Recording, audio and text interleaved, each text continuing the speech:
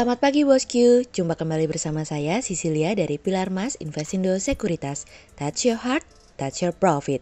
Nah, seperti biasa kita akan mulai saja nih market review kita hari ini, Jumat 13 Agustus 2021 dengan episode Black Swan. Maka dari itu jangan kemana-mana ya bosku, tetap di channel Pilar Mas Investindo Sekuritas. Touch your heart, touch your profit. Pionir Sekuritas Channel di Indonesia.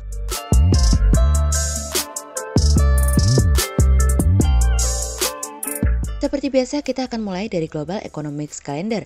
Ada berita dari US Monthly Budget Statement yang turun dari sebelumnya minus 63 billion dolar menjadi minus 302,1 billion dolar. Kemudian ada dari US Initial Jobless Claims yang turun dari sebelumnya 387k menjadi 375k. Kemudian ada dari US Continuing Claims yang turun dari sebelumnya 2.980k menjadi 2.866k. Kemudian kita beralih ke Corporate News. Ada berita dari PT Electronic City Indonesia Tbk atau ECII yang meraih laba yang diatribusikan ke pemilik entitas induk sebesar 14,06 miliar rupiah hingga periode 30 Juni 2021, usai mencatat rugi sebesar 28,54 miliar rupiah di periode yang sama di tahun sebelumnya dari iqplus.info. Kemudian ada dari PT Bumi Resources Minerals Tbk atau BRMS yang meraih pendapatan sebesar 6,12 juta US dollar hingga periode 30 Juni 2021, naik dari pendapatan 2,55 juta US dollar di periode yang sama di tahun sebelumnya dari iqplus.info. Kemudian ada dari PT MNC Sky Vision Tbk atau MSKY yang mencatatkan pendapatan sebesar 817,71 miliar rupiah pada semester pertama 2021. Angka ini turun jika dibandingkan dengan pencapaian pendapatan pada periode serupa tahun sebelumnya yang sebesar 1,01 triliun rupiah dari iqplus.info. Kemudian pada perdagangan hari Kamis tanggal 12 Agustus 2021, IHSG ditutup menguat 51 poin atau plus 0,84% menjadi 6.139. Sektor infrastruktur, industrial, industri dasar, energi, konsumer siklikal, transportasi bergerak positif dan mendominasi kenaikan IHSG kali ini. Investor asing membukukan penjualan bersih sebesar 506 miliar rupiah. Kemudian kita akan masuk ke market review kita hari ini. Cerita hari ini akan kita awali dari sebuah kisah, sebuah cerita. Wakil Perdana Menteri Australia, Barnaby Joyce mengatakan bahwa pemerintah Australia harus lebih hati-hati karena hubungan antara Australia dengan Cina mulai memasuki fase krisis yang mungkin dapat dikatakan yang terburuk sepanjang sejarah. Joyce menambahkan bahwa Cina telah membuat dunia melihat dengan cara yang berbeda-beda atas tindakan Cina di Laut Cina Selatan dengan masyarakat Uighur dan tindakan mereka di India Utara. Joyce berpikir bahwa situasi dan kondisi saat ini sedang tidak baik karena perhatian dan sumber daya dan sikap masyarakat telah dialihkan untuk hal yang berbeda dan bermanfaat bagi masyarakat dunia. Sejauh ini, hubungan di antara Australia dan Cina semakin mengalami penurunan sejak Perdana Menteri Australia Scott Morrison meminta penyelidikan independen ke Wuhan. Hal itu yang membuat Cina marah sehingga memberikan tarif dan pembatasan lainnya kepada ekspor Australia mulai dari batu bara hingga anggur. Sejauh ini, Morrison juga terus mengumpulkan negara-negara yang memiliki pikiran yang sama. Hal ini yang membuat Cina semakin murka.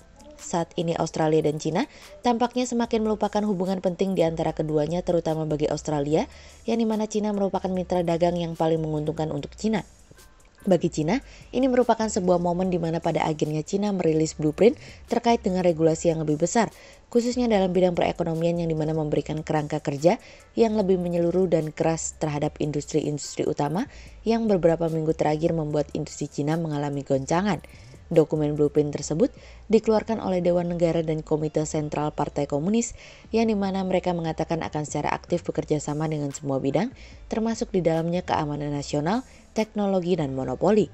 Penegakan hukum juga akan diperkuat di sektor-sektor yang berkaitan dengan makanan hingga obat-obatan hingga big data dan artificial intelligence.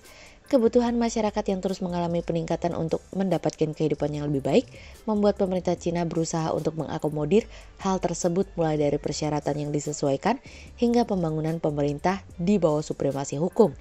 Blueprint yang baru dirilis kemarin merupakan pembaharuan rencana besar Cina yang telah selesai sebelumnya pada tahun 2020 silam.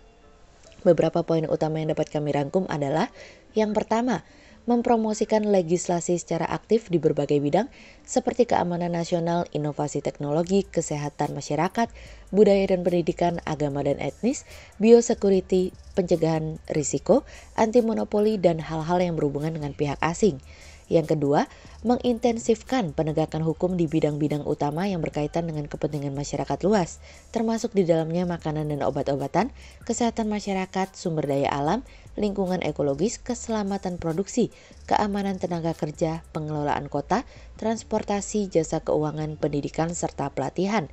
Yang ketiga, memastikan pengembangan bentuk bisnis baru yang lebih sehat disertai dengan dasar hukum dan tata kelola yang baik khususnya terkait dengan perekonomian digital, keuangan digital, artificial intelligence, big data, cloud computing, dan sistem hukum yang berkaitan lainnya.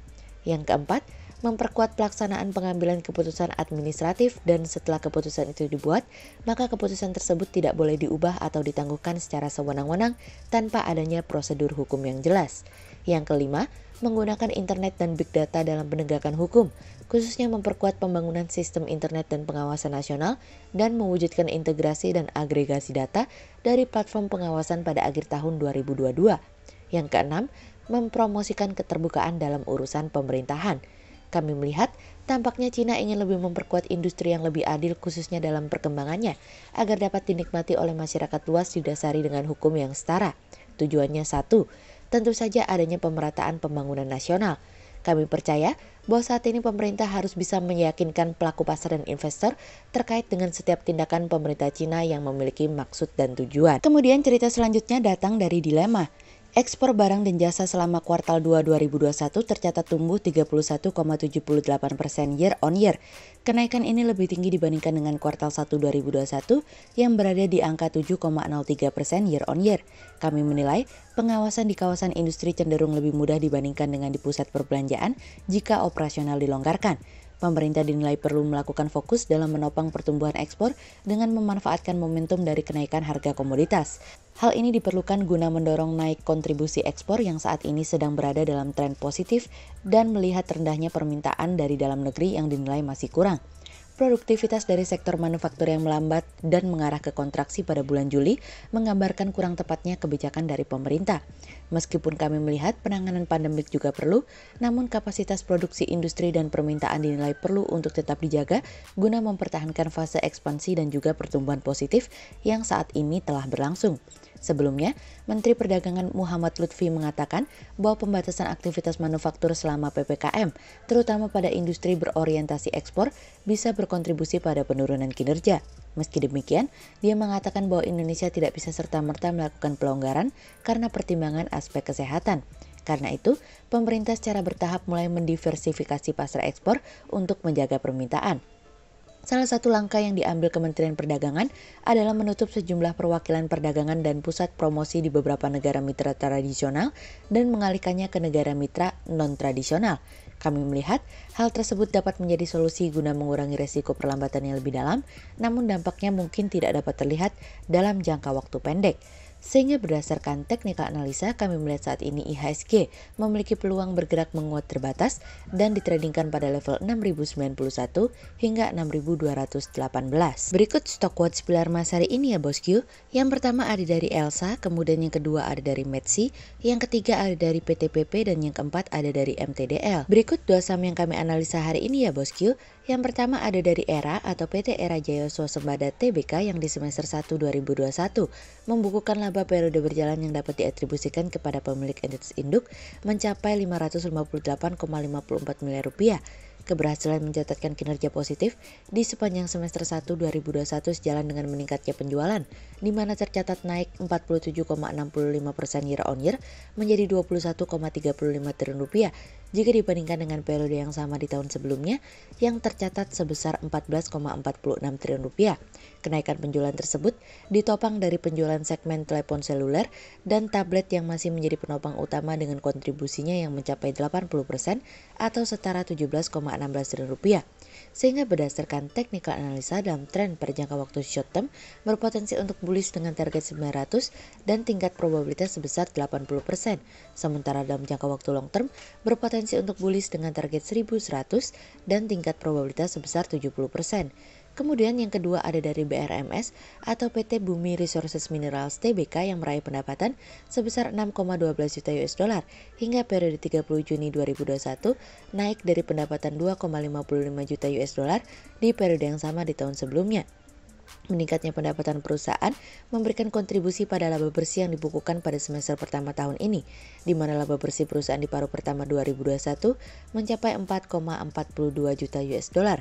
Sebagai informasi di mana pendapatan tersebut ditopang sekitar 60% pendapatan berasal dari penjualan produk emas ke para pembeli dan sisanya atau sekitar 40% berasal dari pendapatan jasa penasihat pertambangan. Sehingga berdasarkan technical analisa dalam tren pada jangka waktu short term berpotensi untuk bullish dengan target 145 dan tingkat probabilitas sebesar 62%.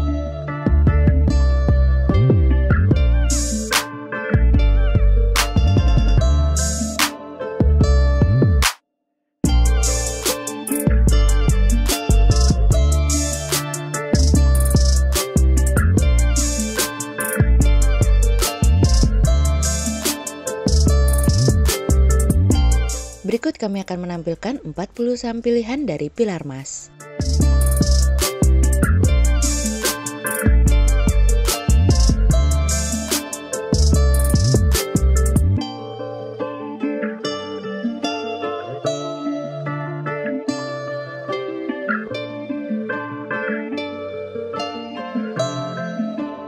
Sekian untuk review market kita kali ini ya bosku. Untuk info lebih lengkapnya bosku bisa download PDF dengan klik link di bawah video ini atau bisa juga langsung akses ke website kami di www.pilarmas-investindo.co.id. Dan jangan lupa untuk selalu jaga kesehatan buat para bosku ya. Kita akan bertemu lagi besok pagi untuk market review yang berikutnya. Jadi jangan lupa like, subscribe, dan tonton terus channel Pilar Mas Investindo Sekuritas. Touch your heart, touch your profit. Pionir Sekuritas Channel di Indonesia.